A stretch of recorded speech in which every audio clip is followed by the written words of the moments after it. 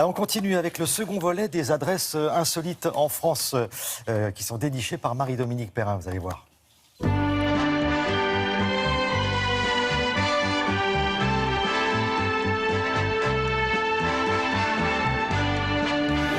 ça, on va pas parler d'une petite maison dans la prairie, mais plutôt de...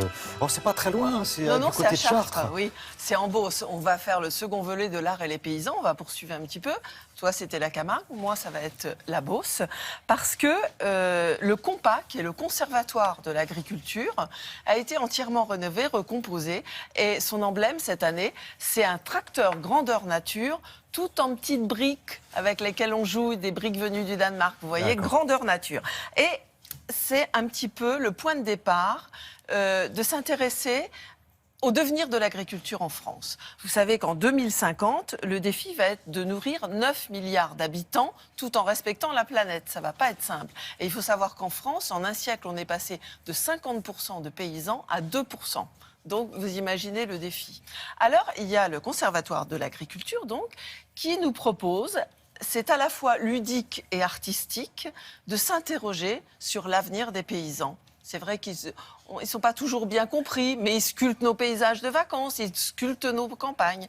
Et c'est vraiment un hommage à leur rendre que d'aller visiter le CONPA en famille. Il y en a pour tous les âges. Regardez.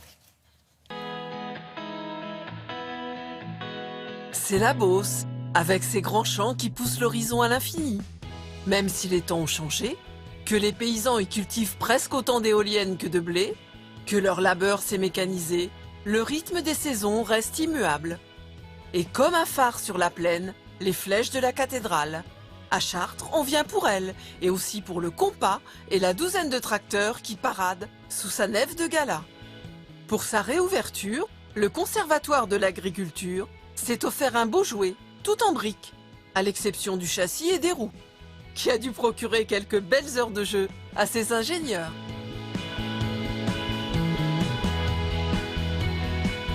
« 3500 heures pour faire ce tracteur avec 800 000 briques.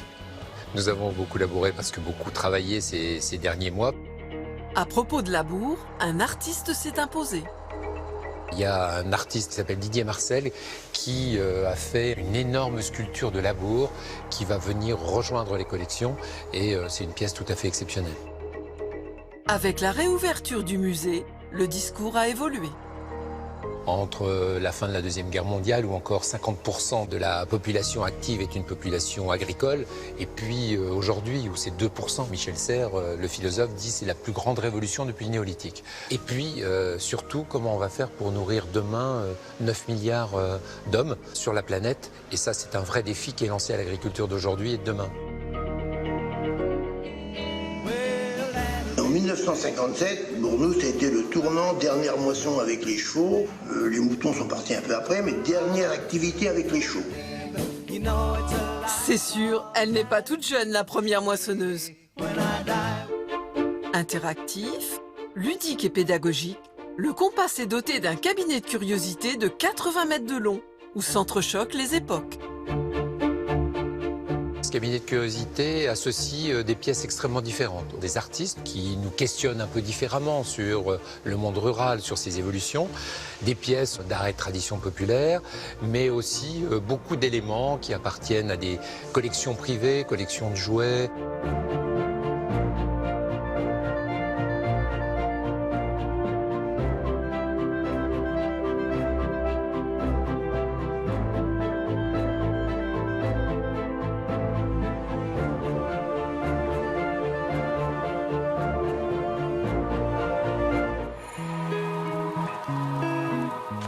L'album, c'était une idée qui consistait à montrer que le travail du paysan tourne autour du temps.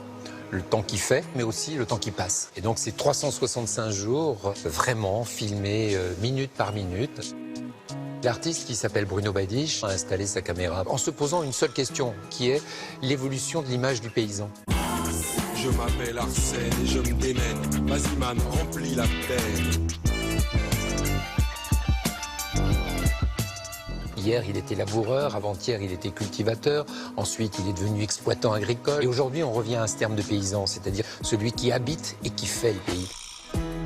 Ah, le petit poussé a oublié ses bottes.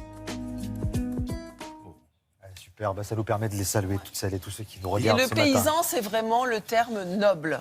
Ouais. Voilà, moi j'adore ce terme. J'ai oublié de dire que ma fête du Oui. bonheur des chevaux, c'est le 15 août à Pressas, en Lot-et-Garonne.